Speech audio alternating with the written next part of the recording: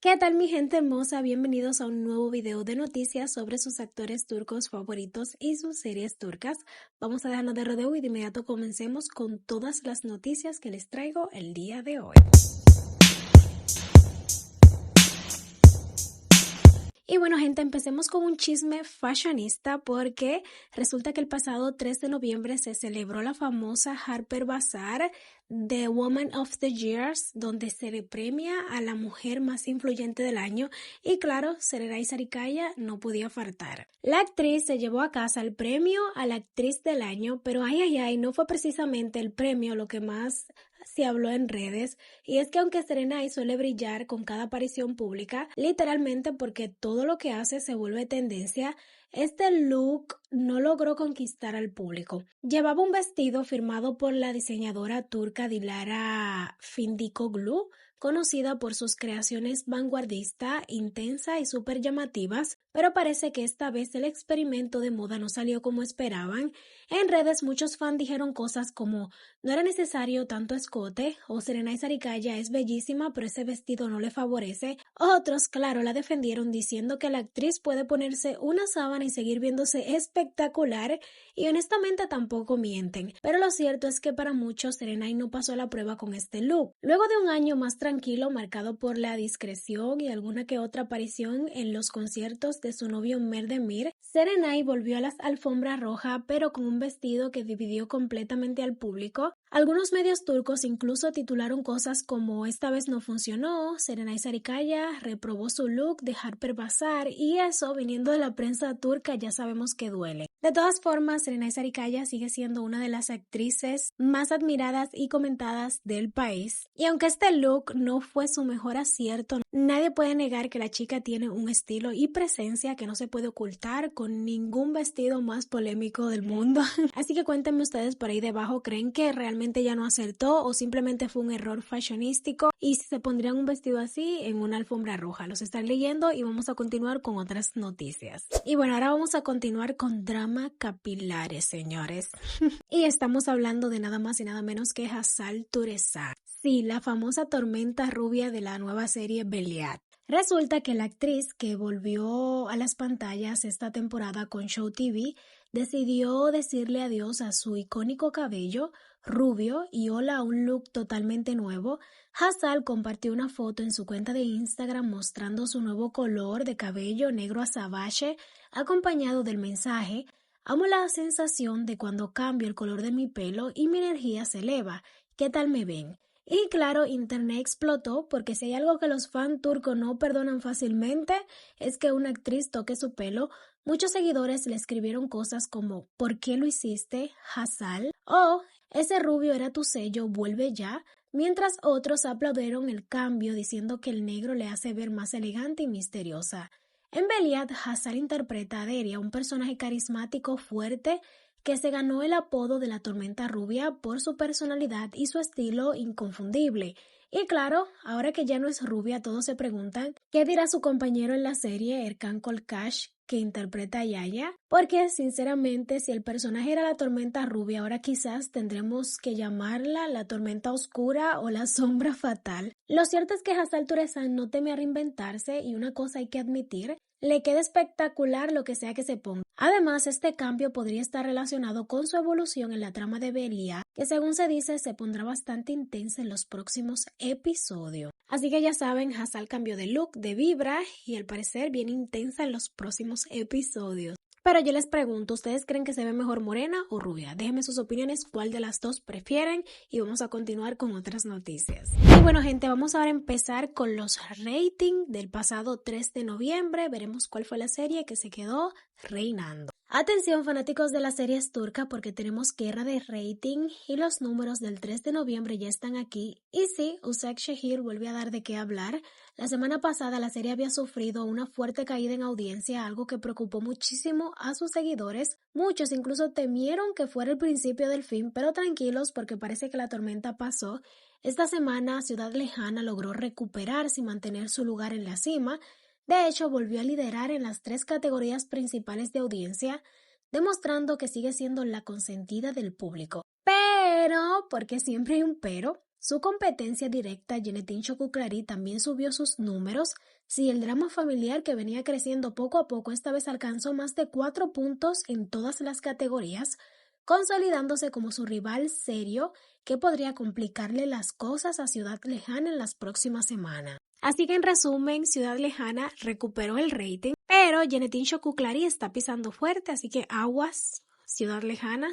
Y un comentario que le quería hacer, es que este tipo de serie como Genetin Chokuklari les encanta en Turquía porque recuerdo yo como el día de hoy cuando se estrenó la serie Gönül Dagi y aún en el 2025, o sea, se estrenó en el 2020, perdón, se me olvidó mencionarlo, y aún en el 2025, señores, todavía está Gönül Dagi. Así que cuidado, Ciudad Lejana, cuidado con esta serie.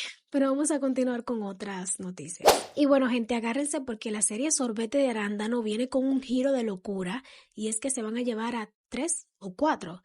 Bueno, como 3 o 4 personajes de un solo golpe. Así como lo oyes, Firas, Doga, Mustafa e Ishil se despiden de la serie y ya se reveló cómo será el final de cada uno. La noticia la dio la periodista Oya Dogan, una de las fuentes más confiables del mundo de las series turcas. Sí, señores, Doga también muere y eso ha dejado a los fans en shock. Por su parte, Firas, interpretado por Batuhan, no morirá, pero escapará del país para poner fin a su historia dentro del proyecto. Imagínense ese episodio, 3 muertes, una huida y seguramente una lluvia de lágrimas, gritos y rating por las nubes. Y ojo que esto no es todo, junto con estas despedidas se confirma también que la actriz Özge Borak se unirá al elenco en los próximos episodios, así que mientras unos se van, otros llegan para darle un nuevo aire a la serie, pero la gran pregunta que todos se hacen es, ¿este cambio radical ayudará a Sorbete de Arándano a subir los ratings o terminará hundiéndola? Bueno, porque seamos sinceros, matar a 3 personajes de golpe no es precisamente una jugada suave, aunque tratándose de Sorbete de Arándano, los guionistas nunca tuvieron miedo del drama extremo, ¿verdad? Pero déjenme saber sus opiniones en los comentarios. ¿Creen que estas muertes eran necesarias o fueron muy extremistas? ¿Y cuál de los personajes vas a extrañar más? Supongo que a Doga, que es la protagonista, pero déjenme sus opiniones, que los estaré leyendo. Y bueno, mi gente, si pensabas que lo había visto todo en el mundo de la farándula turca, déjame decirte que no, porque esta historia parece sacada de una serie de venganza. Resulta que la tensión entre el Chin Sang-gu y su pareja Yunus Özdiken y la periodista Birsen Altuntaş volvió a explotar, y nada más que en la gala de la película El Dormilón. Sí, la misma periodista que cubre casi todo lo chisme del mundo de las series turcas ahora se convirtió en la protagonista de su propio escándalo. Para quienes no recuerdan el origen del conflicto, hace un tiempo Birsen Altuntaş publicó una nota sobre un maestro que demandó al Chin y a su pareja por presunto fraude.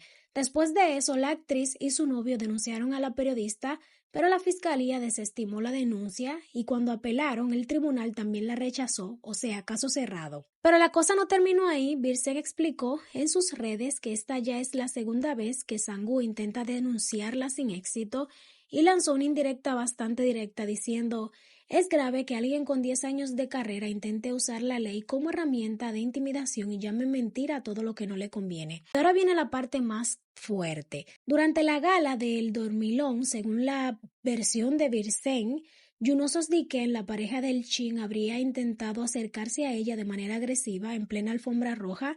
La periodista aseguró que él intentó caminar hacia ella en actitud desafiante, aunque finalmente no logró su cometido.